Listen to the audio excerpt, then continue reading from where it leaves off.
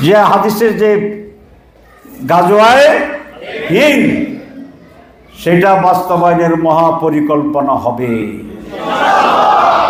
ঢুকলে বালা না খারাপ। মোহাম্মদ বিন কাসিম 17 বছর বয়সে আগমনের সকল ডিঙ্গি জ্বালিয়ে দিয়ে সে শত্রুকে পরাজিত করে বিজয় অর্জন করেছিল। আপনারা জানেন ইখতিয়ার উদ্দিন মোহাম্মদ বিন বখতিয়ার খিলজির সেই বিজয়ের ইতিহাস আপনারা জানেন। শহীদ তিতুমীরের বাঁশের কিল্লার সংগ্রামের লড়াই আমরা জানি। আমাদের হাজী শরীয়তুল্লাহর ইতিহাস আমরা জানি। আজকে বাংলাদেশের যে ভূখণ্ড, বিশেষ করে ফেনী নোয়াখালীর মানুষেরা মুষ্টি যুদ্ধ সংগ্রহ করে শত শত মাইল হেঁটে ব্রিটিশ বেনিয়ার বিরুদ্ধে সংগ্রামের লড়াই করে শাহাদাত বরণ করেছিল হাসি মুখে। তার ফলশ্রুতিতে 1947 সালে আমরা একটি স্বাধীন ভূখণ্ড পেয়েছিলাম, যার নাম পাকিস্তান। এবার যে জুলাই ডিক্লারেশন হয়েছে সেটি 1947 থেকে শুরু করেছিল ইতিহাস। আমরা প্রতিবাদ করেছিলাম, আমরা নতুন করে সেইখানে 200 বছরের ব্রিটিশ বিরোধী বেনিয়ার বিরুদ্ধে যে সংগ্রাম, যে লড়াই, যে রক্ত, যে জীবন, সেইটিকে সন্নিবেশিত করার জন্য বলেছিলাম। দুঃখের বিষয়, এই ইন্টারিম গভর্নমেন্টের জুলাই ডিক্লারেশনে ইতিহাসের সেই সংযোজনকে তারা সেখানে অন্তর্ভুক্ত করেনি। সেদিনেই যখন আমি ছিলাম সেই মিটিংয়ে 5 আগস্টে, সাংবাদিকেরা জিজ্ঞাসা করেছিল আপনার অনুভূতি কি, আমি বলেছিলাম আমরা হতাশ হয়েছি। এই দেশের মানুষ কখনো পরাভব মানে নাই। আমরা লড়াই করেছিলাম 52-এর ভাষা আন্দোলনের জন্য। নেতৃত্বের ব্যর্থতায় সেটি আজও পূর্ণতায় পর্যবেসিত হয়। আমরা লড়াই করেছিলাম 1971 সালের স্বাধীনতার জন্য। আমরা ভৌগোলিক স্বাধীনতা পেয়েছি, নতুন মানচিত্র পেয়েছি, পতাকা পেয়েছি, স্লোগান পেয়েছি,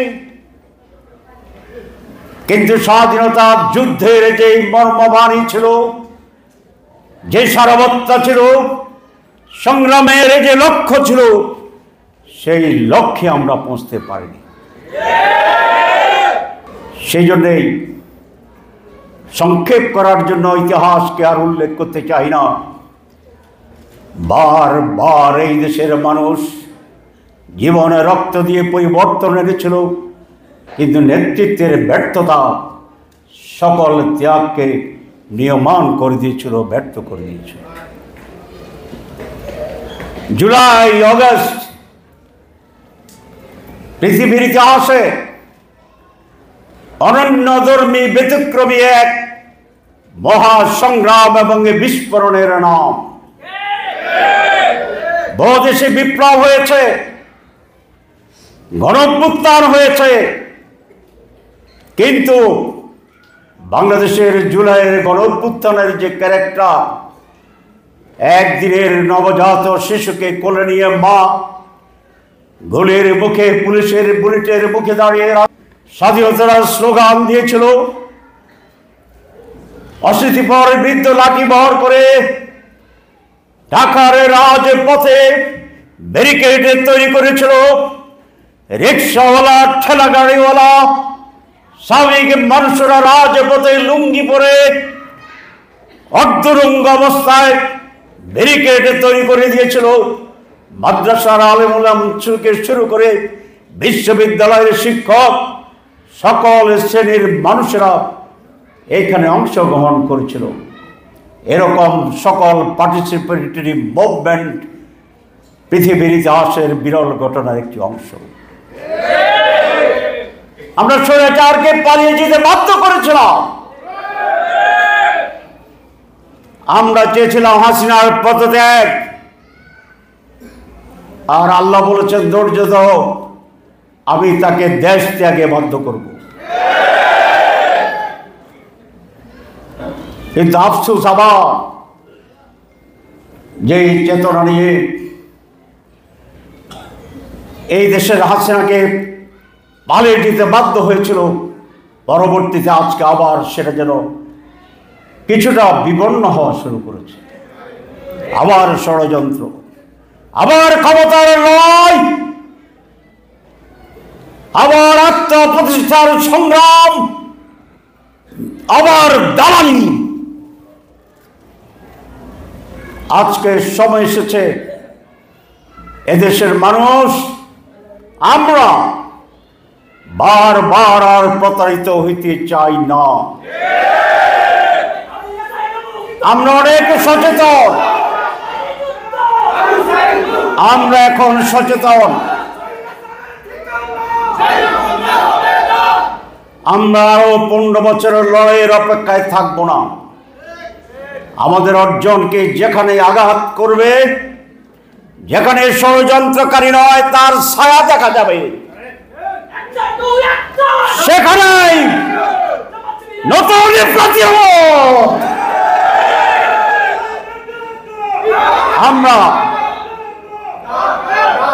আমরা সেইভাবে অগ্রসর হব ইনশাআল্লাহ। আমি মানুষের চরিত্রের কথা বলতে গিয়ে আরেকটি পিঠ বলবো। এক, এদেশের মানুষ সংগ্রামী, পরাজয় মানে না, ঠকে যায়, আবার সচেতন হয়, আবার লড়াই করে। আপনারা যদি বাংলাদেশের 54 বছর ইতিহাস দেখেন, কোন একটি দলকে 2 বার স্বতঃস্ফূর্তভাবে জনসমর্থন নিয়ে নির্বাচিত দেশের মানুষ করে নাই। এক দলকে ভালো মনে করেছে, ভোট দিয়েছিল, আবার যখন তাদের চরিত্র দেখেছে পরের নির্বাচনে পরিবর্তন করে দিয়েছে। কিন্তু বাংলাদেশে সেই সনাতনী শব্দটি আমার মনে পড়ে।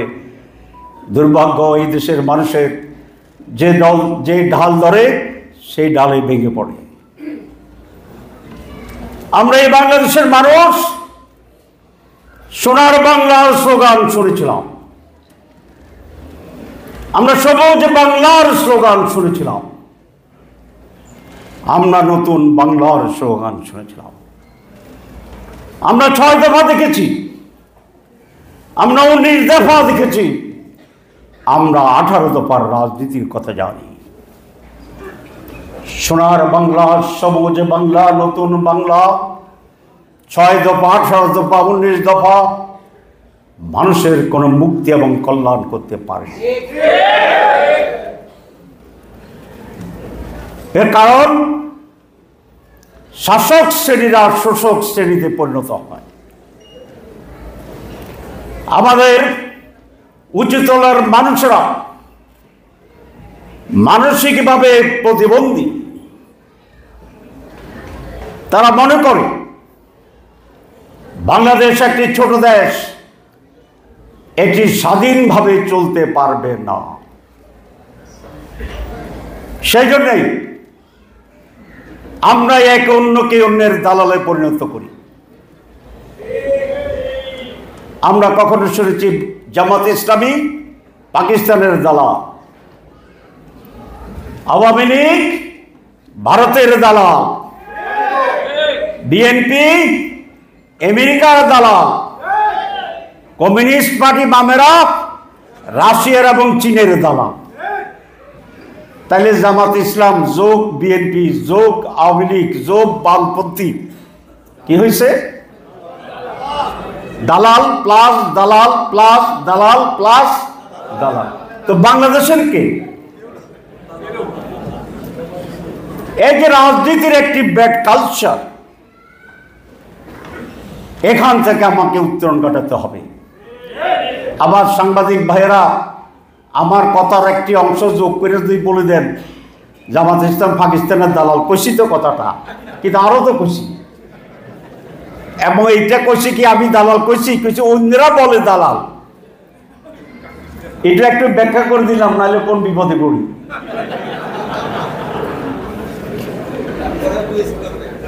আমরা বাংলাদেশি, বলেন আমরা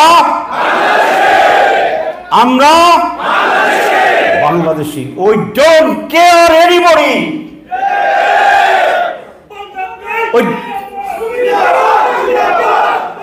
আমরা আল্লাহ ছাড়া কারো কাছে মাথা নত করতে জানি না। যে আল্লাহকে ভয় করে এবং আল্লাহকেই মানে, তার চেয়ে আর স্বাধীন কোন লোকে পৃথিবীতে হতে পারে না। I care Allah subhanahu wa ta'ala. I don't care anybody. I am the strongest, latest and full-fledged and independent personality. স্বাধীনতার জন্যে, সাহসের জন্যে, বুক ফুলিয়ে চলার জন্যে, চ্যালেঞ্জ গ্রহণ করার জন্যে, মিথ্যার বিরুদ্ধে লড়াইয়ের জন্যে আল্লাহর উপর ঈমান হচ্ছে অপরিহার্য। আমরা সেই ঈমানে বলিয়ান আছি আলহামদুলিল্লাহ। আমাকে গতকালকে আমেরিকায় এক বিশাল মহাজ্ঞানী মানুষ দেখা করতেছিলেন, বুদ্ধিজীবী শব্দটা কিন্তু খারাপ। জীবী অর্থ কি? চাকরিজীবী মানে চাকরি করে খায়, নাকি কৃষিজীবী কৃষি করে খায়। তো বুদ্ধিজীবী মানে বুদ্ধি বেচা খায়। এটা কি ভালো কথা? এগুলো তৈরি হয়েছে কেন? আমাদের দেশের কিছু ভিন্ন টাইপের মানুষের জন্য। বলে আপনারা যদি ক্ষমতায় আসেন তাহলে প্রতিবেশী রাষ্ট্রে তো আপনাদেরকে পছন্দ করে না। তা বললেন যেটা আপনার কমেন্ট, আমি কিছু বলবো না। সব কথা বলা কি সবসময় সঠিক? সব কথা সবসময় বলার প্রয়োজনও হয় না।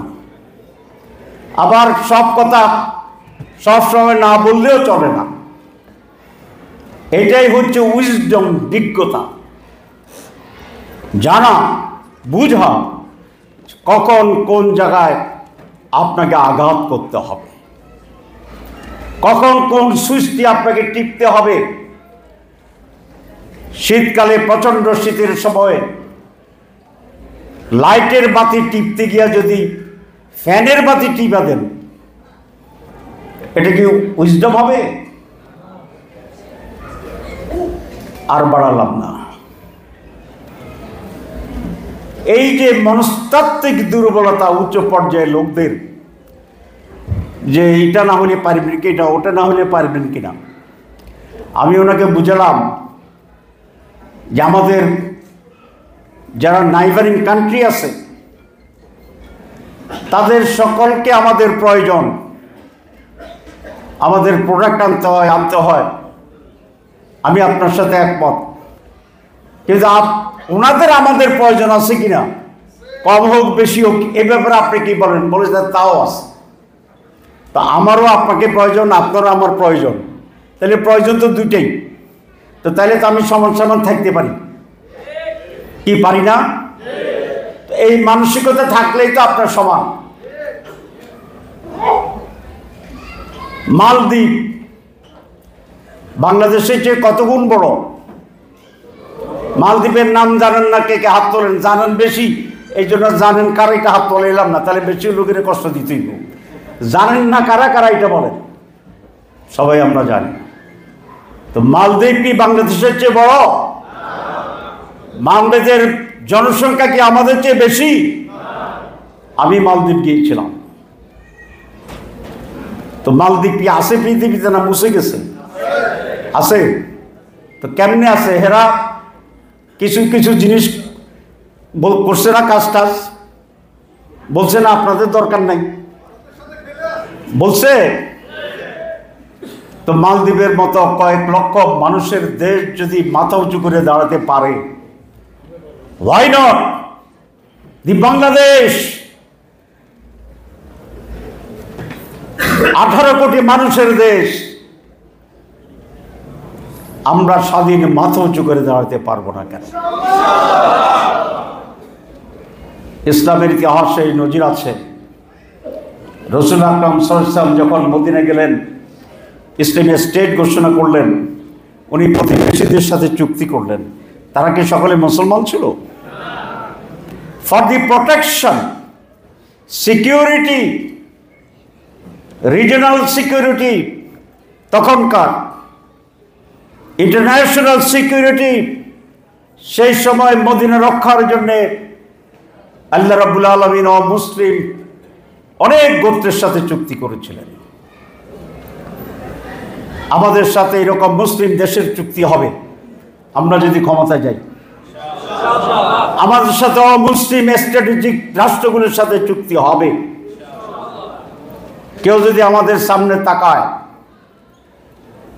অনেক রাষ্ট্র শক্তি থাকবে, যারা আমাদের দিকে তাকাবে তারা সকলে ওদের দিকেও তাকাবে।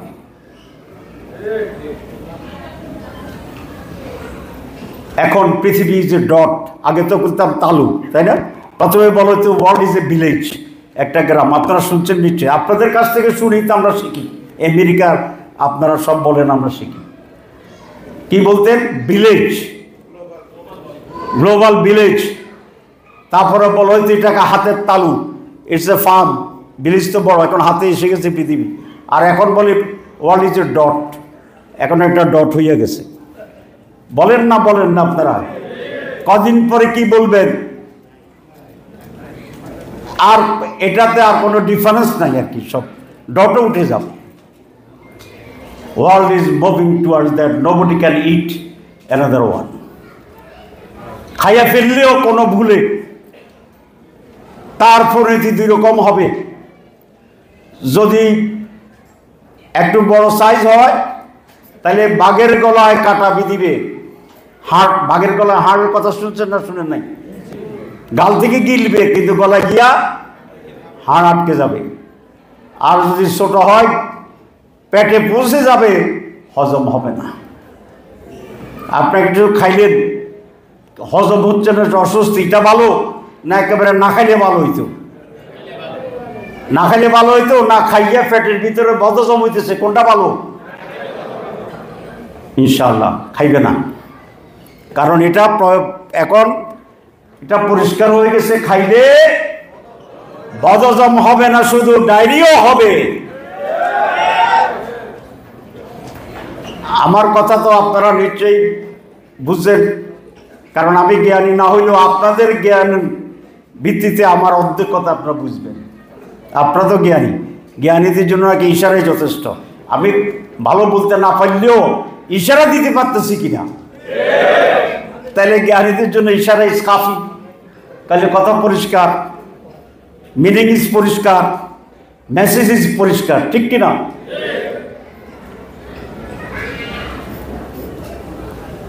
এইসব আমাদের মাথায় আসে এক শ্রেণীর অলস, কাজ নাই যাদের, ঘরে বসে বসে মাত্র রিসার্চ করে আর বুদ্ধিজীবী হিসেবে নিজেকে জাহির করতে চায়। নতুন নতুন সূত্র, নতুন নতুন সূত্র। এখন আবার নতুন সূত্র বেরিয়েছে যে জামাত ইসলামীকে দ্বিতীয় হইতে দিবে না। ক্ষমতা তো দূরের কথা, জামাত ইসলামকে প্রথম বিরোধী দল হইতে দিবে না। কেন? জাতীয় পার্টির সামনে এসে জাতীয় পার্টির 2 নম্বর বানাই। আওয়ামী লীগ তো আসতে পারতেছে না, কারণ কাজ টাজ তো ব্যান্ড আছে, একটু আধা আধা ব্যান্ড আছে, কি বলেন? তা আমি এরকম একজন বিশ্লেষণ করতেছি। এখন তো বহু লোক আলহামদুলিল্লাহ জামাতের কাছে আসে, জামাত দ্বিতীয় হইতে পারবে না, কিন্তু আবার জামাতের কাছে কথা কইতে আসে। খুব যোগ বিয়োগ দেখাইল। তা আমি খুব মনোযোগ দিয়ে শুনলাম। শোনার পরে তা আমি বললাম যে আমি আপনার ফুরন বাঘ দেখাই, ওটা তো আপনি দেখান নাই। আপনি শুধু আমার দেখেছেন কি যোগ বিয়োগ, জাতীয় প্রসাদ এটা যোগ হইব, এটা যোগ হইলে আপনাদের এটা বিয়োগ হইব, যোগ বিয়োগ পর্যন্ত ছিল। আমি বললাম যে আচ্ছা এখন ফুরন ভাগ দুইটা তো বাকি আছে, তাই বসেন আমি আপনাদের ফুরন দেখাই। ফুরন মানে কি? গুণ। আর একটা আছে কি? ভাগ। তা আমি এবার ওনারে গুণ আর ভাগ দেখাইলাম। দেখানোর পরে বলে যে না আমি এভাবে তো আগে চিন্তা করিনি। তা বলছে এটাই তো আপনাদের সমস্যা, অর্ধেক চিন্তা করে এসব দৌড় দেন কেন? পুরাটা চিন্তা করবেন, পুরাটা লইয়া আমাদের কাছে আসেন। পুরাটা কি? পুরাটার নামে ডাকসু নির্বাচন, পুরাটার নামে জাকসু নির্বাচন, পুরাটার নামে রাজশাহীতে রাকসু, এরপরে সাকসু, এরপরে জকসু, জগন্নাথের নাম ঘোষণা দিচ্ছে, ইলেকশন হবে। সকল সু বাজারের যা জুতা আছে, সু মানে কি? সু মানে কি? সকল জুতা আমরা কিনবো ইনশাআল্লাহ। তো যোগ বিয়োগ পূরণ ভাগে আল্লাহর ইচ্ছায় রহমতে যেই নতুন বাংলাদেশের জন্য এদেশের মানুষ কিছুদিন আগে যে রক্ত জীবন দিয়েছিল, মহিলারা রাস্তায় নেমে এসেছিল, ঐতিহাসিকভাবে শিশুরা রাস্তায় নেমে এসেছিল, সেই সমৃদ্ধ নতুন বাংলাদেশ গড়ে উঠবে ইনশাআল্লাহ। এটা লক্ষণ তো দেখা যায়। তরুণ, মেধাবী, আধুনিক এই প্রজন্মের লোকেরা যারা হরতালের নাম দিয়েছে টোটাল শাটডাউন। আমাকে আন্দোলন চলাকালীন কারিগরেরা জিজ্ঞাসা করেছিল যে তাহের ভাই পরিস্থিতি এই, কি করতে হবে? আমি বললাম যে কালকে হরতাল ডাকো। পরামর্শ হয়ে গেল। পরের দিন পত্রিকায় দেখি লেখছে টোটাল শাটডাউন। আমি বলছি কি হরতাল, দেখলাম যে এরা লেখছে টোটাল শাটডাউন। তা আমি ভাবলাম যে তাহলে এটা কি আর কারো পরামর্শ না? পরে দেখলাম যে ধারাবাহিকতায় পরামর্শ মতো ওইটাই, কিন্তু হরতাল শাটডাউন হয়ে গেছে। ডেভেলপ হয়েছে, আরো উন্নত হয়েছে না? আমিও শিখলাম যে আমি যাদের পরামর্শ দিই এদের কোনো পরামর্শ লাগবে না ইনশাআল্লাহ। এরা আমার যে 2 হাত উপরে। Complete shutdown. একদিন রাস্তায় বেরোলাম, কঠিন পরিস্থিতি। আমি তখন অ্যান্টি টেরোরিজম যে ইউনিট আছে, আমাকে তারা অ্যারেস্ট করছিল। 18টা গাড়ি নিয়ে গেছে সব। তা আমি নেমে দেখেছি হুলস্থুল, মানুষ সব তাকাচ্ছে, 18টা গাড়ি। তা বলে যে ভাই এত গাড়ি কি জন্য? বলে যে আপনার বাহিনী আছে না, মানে ওরা আটকায় দিবে। তা আমি বলে যে আমার বাহিনী যদি অ্যাক্টিভ হয়, এই 336 গাড়িও কোনো আমার 1 পাও নিতে পারবে না। তারপরে যাওয়ার সময় বলে, একটু রসিকতা করতেছে স্যাটারমূলক, যে স্যার আপনার কেমন লাগতেছে? পিছনের সামনে তো গাড়ি ঘোড়া সব বোমা করতেছে। তারপরে শুনেন, আমি মাত্র এমপি ছিলাম, মন্ত্রী ছিলাম না। এই জন্য ঢাকা মহানগরীতে আমাদের কোনো পুলিশ প্রটোকল ছিল না, 14 গ্রাম করে থাকতো। তা আপনাদের সামনে পিছনে গাড়ি থেকে তো আমাকে মন্ত্রী মন্ত্রী মনে হইতেছে। সে সামনে গাড়ি পিছনে, আই ওয়াজ লাফিং, আমি হাসতেছিলাম। এটা বলার পর তো বেকুব হয়ে গেছে। সে ভাবছে আমার একটু স্যাটার করুন। এরা আমাদের ইতিহাস জানে না, এরা আমাদের ব্যাকগ্রাউন্ড জানে না। আমাকে রিমান্ডে নিয়ে গেছিল, ইংরেজিতে কথা বলে, আমার পরে পাঞ্জাবি আলু থালু ভাব, র্যাবে নিষেধ দরিয়া। একটু স্যাটার করি কথা বলে যে বাসে আগুন লাগাচ্ছেন কেন? আমি চুপচাপ বসে রয়েছি। হে ইংরেজিতে কথা বলে, আমি বাংলায় জবাব। এইটা বুঝছে যে আমি ইংরেজি কমপক্ষে বুঝি, কারণ জবাব দিতেছি। পরে খুব একটা খোঁচা দিল। আমি দেখলাম যে না, এটার একটা ওষুধ দিতে হবে এখন। তা আমি যে বিউনো হোয়াটস মাই ব্যাকগ্রাউন্ড, ইংরেজি শুরু করলাম আল্লাহর ইচ্ছা, আল্লাহর পর ভরসা করিয়া আল্লাহর নামে শুরু করিলাম। ঠিক আছে, আসে না? আল্লাহর নামে শুরু করিলাম। তো বললাম যে do you know my background? I am not a মাওলানা, যদিও পরে আসছি পাঞ্জাবিয়ান পায়জামা। কি বলছি? আই এম নট এ মাওলানা, যদিও পরে আসছি পাঞ্জাবিয়ান পায়জামা। I am a medical graduate from Dhaka Medical College. I was an elected General Secretary. I got talent put scholarship in primary school, in high school, and I stood third in the whole board, bigger board. দেখলাম যে এটারে ওষুধ না দিলে এটা থামতেছে না, মানে আমার মৌলবী মনে করিয়া, মৌলবীরা তো মহাজ্ঞানী আমাদের দেশে আলহামদুলিল্লাহ। এদের সাইকোলজিক্যাল প্রবলেম ছিল। এরপরে বলে যে আপনাকে আর জিজ্ঞেস করবো না, আমি তো আদা জামাত ইসলাম হইয়া গেছি। আমার ওসিকে দিয়া থানায় পাঠাইছে আমার সঙ্গে বলছে যে বলো স্যারের প্রতি যেন টেক কেয়ার করে। এখন স্যার টেক কেয়ার এসে গেছে, কেয়ার টেকের না, কিসে আসছে? Take care. This is the inferiority complexity of our so-called educated and powerful personalities. আমরা কোনো কমপ্লেক্সিটিতে ভুগি না, neither inferiority nor superiority. কিসে ভুগি? আল্লাহর কাছে, যেটা বলছিলাম, we believe in Allah subhanahu wa ta'ala. Islam is our belief and religion. Allah is our Lord. Rasul is my prophet. Quran is my constitution. Islam is a complete code of life. And this is the only guarantee for the salvation of the humanity. It's a solution for the male and female, for old and young, for children, for educated, for non-educated, for all walks of people. We believe it. We do it. We work for it.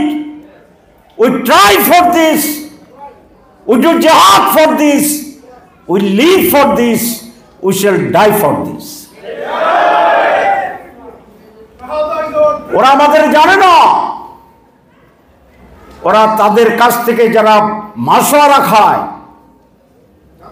তারা আমাদেরকে মনে করে তাদের মতো রাজনীতি আমরা করি, কিছু মাসোয়ারা বাড়াই দিলে বোধহয় কাজ হয়ে যাবে। নো, সারা পৃথিবী দিল আল্লাহর দ্বীনের পথ থেকে এক বিন্দু আমাদেরকে সরাতে পারবেন না। ইনশাআল্লাহ, ইনশাআল্লাহ, ইনশাআল্লাহ।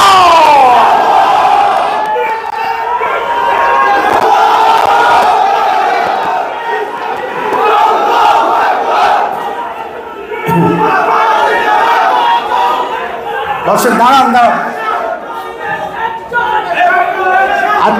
প্লিজ প্লিজ, আপনার স্লোগান দিলে সময় চলে যাবে। আমার স্লোগানে পোষাচ্ছ না? ঠিক আছে, আমি বলেছি কি?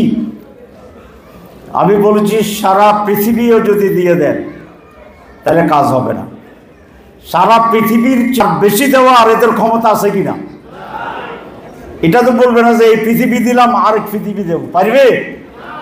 এটা কে পারবে? আল্লাহ রাব্বুল আলামিন বলেছে, ফাঁকে ফাঁকে একটু ওয়াজও করবো, কি বলেন? সেটা হচ্ছে যে লোককে ন্যূনতম রিওয়ার্ড দিবে জান্নাতে, তাকে যে সবচেয়ে ছোট জান্নাতের যে মালিক হবে, সেই জান্নাতের পরিমাণ হচ্ছে এই সমগ্র পৃথিবীর চেয়ে 10 বলেছে, কেউ 3 বলেছে, কেউ 11 বলেছেন, মানে অনেক বেশি। তাহলে পৃথিবী সবটা যারা দিতে পারবে তার চেয়ে বেশি দিতে পারবে না, সেই বেশি পাবো আমরা কোত্থেকে? আমরা তো ওই জায়গায় আছি। যেখানে গেলে বেশি পাবো, আমরা কি সেই জায়গাতে আছি কিনা? তো তাহলে তো আমরা ঠিক জায়গায় আছি। আফসোস আছে নাই। বক্তৃতা ছোট করি যে বলবো বলছি না, 2 ঘন্টা বক্তৃতা দেবো।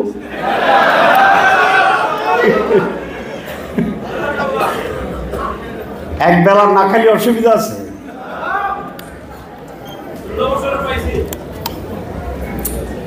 আল্লাহ রাসূল সাল্লাল্লাহু আলাইহি ওয়াসাল্লাম খাদ্যের অভাবে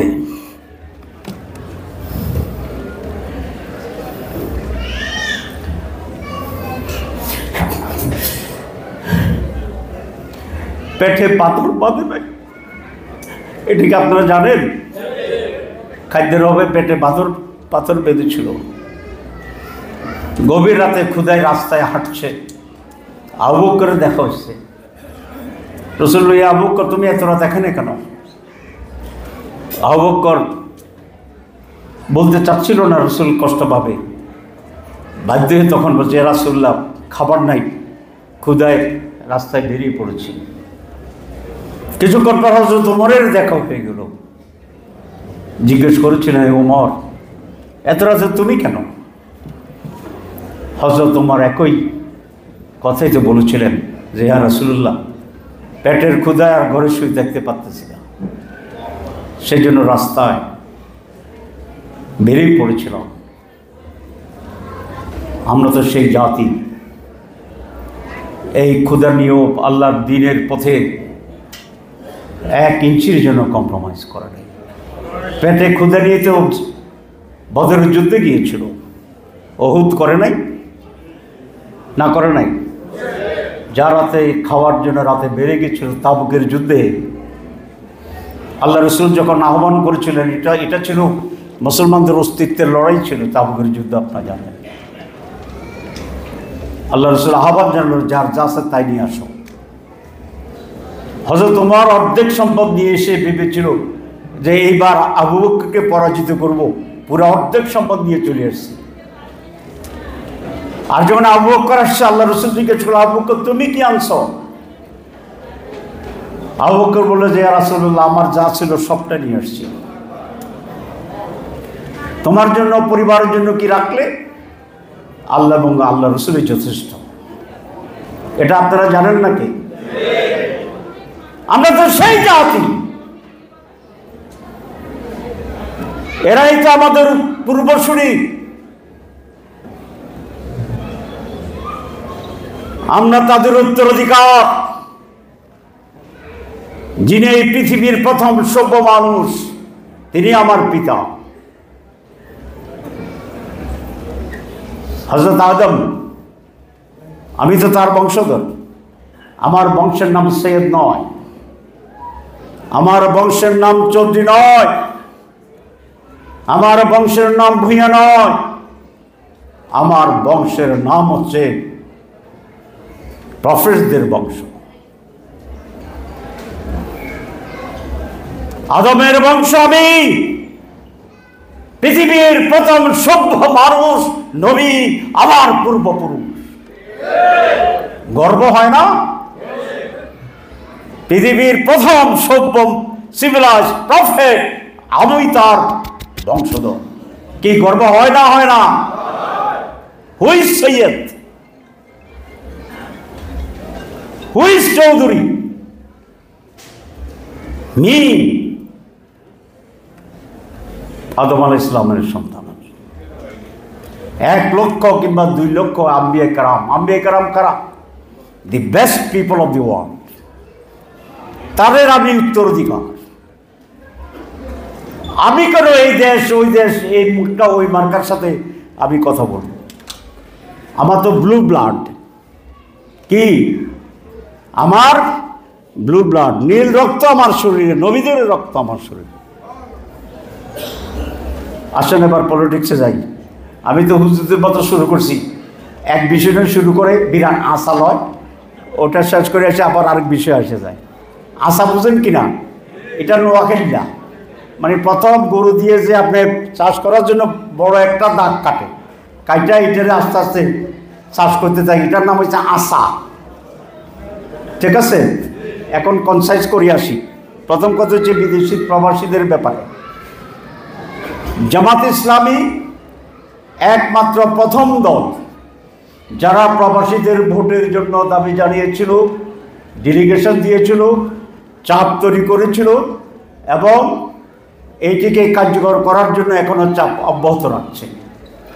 প্রাথমিকভাবে আমরা কিছু কিছু অর্জন করেছি, চূড়ান্ত হয়নি। যেমন আপনাদের আইডি কার্ড নিয়ে ঝামেলার কথা বলা হয়েছে। ইনশাল্লাহ আমি আল্লাহ যদি বাঁচায় ঢাকা গিয়েই ইলেকশন কমিশনকে বলবো আইডি কার্ড হচ্ছে আপনার জেনুইন লোক কিনা এটা প্রমাণের জন্যে। তো এটা যে সমস্ত পন্থায় প্রমাণ করা যায় যে আমি বাংলাদেশের মানুষ, যে কোনো একটা দেখাতে পারলেই তারা ভোটার করতে হবে। এটা যৌক্তিক না অযৌক্তিক? যৌক্তিক। এটা গিয়ে কথা বলবো, ডেলিগেশন দেব, চাপ তৈরি করব। ইনশাল্লাহ আমি আশা করি একটা রাস্তা বের হবে। একজন ভাই বলেছিলেন, খুব রাইটলি আমি চিন্তা করতেছিলাম, আমাদের দেশে ফরেন ইনভেস্টমেন্ট করার জন্য সেখানে ব্যবস্থা আছে, বিদেশিরা ফ্যাসিলিটি দেয়। তো বিদেশিরা যদি বাইরে থেকে টাকা ইনভেস্ট করে সুবিধা পায়, আমরা দেশিরা যদি বাইরের টাকা নিয়ে ভিতরে ইনভেস্ট করি, তাহলে আমাদের সুবিধা আরও বেশি হওয়া উচিত না কম হওয়া উচিত? এই জন্য ইনভেস্টমেন্ট ব্যুরো অফ বাংলাদেশ বিদেশে নিয়ে ডিল করুক। আমাদের প্রবাসী ভাইদের জন্য এরকম একটা ব্যুরো তৈরি করতে হবে এবং সেখানে large, small, medium investment facilitate করার জন্যে যা দরকার সেটার উদ্যোগ নিতে হবে ইনশাল্লাহ। দিস ইজ আমার নির্বাচনী ওয়াদা। এটা আমাদের ম্যানিফেস্টোর অংশ। দেশ গরিব থাকবে কেন? আমরা পরিষ্কার বলছি, আল্লাহ যদি আমাদের ক্ষমতা দেয়, আপনাদের সমর্থনে 5 বছরের ভিতরে বাংলাদেশের দারিদ্র্য বিমোচন হবে। ইসলাম বলে দিয়েছে যাকাত, ওসর, ধনীদের সম্পদ ক্রয় করতে হবে যদি দূর নয়, ইসলামী সুবিধা আছে। সমস্ত ফলের জমি চাষ করা বাধ্যতামূলক হবে। এমপ্লয়মেন্ট দেব। আমাকে একজন বলে এমপ্লয়মেন্ট কিভাবে দিবেন? আমি ছোট্ট করে বললাম, ধরেন যাকাত, আমি একজন যুবককে MA পাস 2 লাখ টাকা দেব এবং তাকে বলবো তুমি এমপ্লয়মেন্ট তৈরি করো। কিভাবে? আমি তাকে বলবো তুমি 10টা বাদামের কাঠ মালিক হও। তাহলে 10টা বাদামের আপনার কাঠের এখানে কি বলেন? কাঠে বলেন। তাহলে 10 জনকে এমপ্লয় করা যাবে না? তাহলে তার আন্ডারে 10 জন চাকরি পাইল। প্রতি কাঠে 20,000 করলে পুঁজি দিন 700 থেকে 800 বিক্রি হয়। আমি প্রায় জিজ্ঞাসা করি, যিনি পুঁজি দিবেন তিনি 300 পাবেন। তো 10টা হলে দিন ইনকাম কত? 3,000। তাহলে যে পরিচালক, ইনভেস্টর, তার 3,000 লাভ প্রতিদিন, মাসে 90,000। এমপ্লয়মেন্টটা ভালো, বেকারের চেয়ে ভালো কিনা? আর তার আন্ডারে চাকরি হইল কয়জনের? 10 জনের। এরাও কিন্তু আবার 700-800 করে 21,000-22,000 পাবে। এটা একটা ছোট্ট উদাহরণ দিলাম। বলে যে এটা তো চিন্তা করি নাই। আমি বললাম আপনারা চিন্তা করবেন কেন? কারণ আপনারা তো নিজেকে নিয়ে বেশি চিন্তা করেন। আমরা তো নিজেকে নিয়ে চিন্তা করি না। আল্লাহর মেহরবানিতে আমরা মানুষের জন্য চিন্তা করি। এরকম হাজার বুদ্ধি আছে। কত আছে? হাজার। আমরা বুদ্ধিজীবী না, কারণ এটা বেঁচে খাই না, তো সব রাখছি মানুষের কল্যাণের জন্য। যখনই সুযোগ পাবো সব বুদ্ধি ইনশাল্লাহ কাজে লাগাবো। আমাকে ঠাট্টার চলে আমাদের বন্ধুরা বলে যে যদি ক্ষমতায় যায় আপনারা আমরা স্বাস্থ্যমন্ত্রী বানাবো। আবার কে বলে যে আপনাদের বিদেশ মন্ত্রী বানাবো। তা আমাদের দেখো, যদি আমি সুযোগ পাই আমি এর কোনো মন্ত্রী হব না। বলে কি হবেন? আচ্ছা আমি ধর্মমন্ত্রী হব। তা আমি ডাক্তার ধর্মমন্ত্রী হব বললে ওরা আশ্চর্য হয়। এটা খুব নেগলেক্টেড মন্ত্রণালয় আমাদের দেশে। তা আমি ধর্মমন্ত্রী হব, কিছুই হইতে চাই না, তাদের কথাই বলি, আপনারা এটা ভিন্ন ব্যাখ্যা দেবেন। আমি যে ধর্মমন্ত্রী হয়ে এটা আমি বাংলাদেশের সবচেয়ে বড় মন্ত্রণালয়ে রূপান্তরিত করব ইনশাআল্লাহ। সোসাইটি চেঞ্জ করব, দারিদ্রতা বিমোচন করব। আমাদের দেশে জাকাত যদি অফিসিয়ালি আদায় হয় 3 থেকে 4 বছর লাগবে, কিন্তু আমি তো শুধু এই জায়গায় থাকবো না, আমি সমগ্র মুসলিম বিশ্বের যেখানে যেখানে জাকাত বেশ আদায় হয় তাদের সব জাকাতের টাকা মোবিলাইজ করে বাংলাদেশে নিয়ে আসবো। হাজার হাজার কোটি হবে না? হবে। এরকম বহু প্রজেক্ট আমাদের আছে। জামাতের 4টা-5টা প্রায়োরিটির কথা আপনাদের আজকে বলি। 1 নম্বর হচ্ছে আমরা আমাদের স্বাধীনতা সার্বভৌমত্ব নিয়ে কারোর সাথে কোনো কম্প্রোমাইজ করব না। আমাকে আরেক লোকে ভয় দেখাইছে, আপনারা যদি ক্ষমতা আসেন পাশের লোকেরা তো ঢুকে পড়বে। কি বলছে? পাশের লোকেরা ঢুকে পড়বে। তা বলেছে তা আমি দোয়া করতেছি এরা যেন ঢুকে। তো হে তো বেকুব, বলে যে কি বলেন আপনি? তা বলে যে ঢুকলেই তো আমাদের বাংলা, আমরা যে বদনাম আমাদের 71 সালে করে মিথ্যা পাবে, আমরা একটা প্রকৃত স্বাধীনতার যোদ্ধা হিসাবে নিজেদের পরিচয় করার জন্য একটা সুযোগ পাব। কেন? যে আওয়ামী লীগ তো কোনো পাশের লোক ঢুকলে ওদের বিরুদ্ধে যুদ্ধ করতো না, করবে না? করবে না? আওয়ামী লীগ ভারতের বিরুদ্ধে যুদ্ধ করবে? ফাইলে সহযোগিতা করবে। আর একটি যে বড় দল আছে তারা সহযোগিতা করবে না, কিন্তু যুদ্ধ করার মতো নিজেদেরকে অত সংগঠিত করতে পারবে না। তাহলে যুদ্ধ করলে সংগঠিত শক্তিকে, তাহলে আমরা হব খাঁটি মুক্তিযোদ্ধা। কথা বুঝছেন না? বুঝেন না? বুঝছেন? তাইলে ক্লিয়ার? জি জি, ইংরেজিতে। তো তাহলে একটা খাঁটি মুক্তিযোদ্ধা হওয়ার একটা সুযোগ তৈরি হইব ইনশাল্লাহ। 2, আমরা কমপক্ষে 5 মিলিয়ন যুবকেরা তো ভারতের বিরুদ্ধে স্বাধীনতা যুদ্ধে আসবে। কি বলেন? এটার 2 ভাগ করে দেব। 1 ভাগ গেরিলাতে যাইব, ঘোড়াতুন নামলেই লাঠি দিয়ে ধরব। লাঠি কি জায়েজ না না জায়েজ? আমি সবসময় জায়েজ কথা বলি। ঘোড়া থেকে নামতে পারবে না ইনশাআল্লাহ। আর বাকি অর্ধেকের কি করব? ওটা নিয়ে আরো বিস্তৃত বিস্তৃত বিস্তৃত জায়গায় চলে যাব। পুরা রিজনে স্বাধীনতার যুদ্ধ শুরু হবে। রাসূল ইসলামের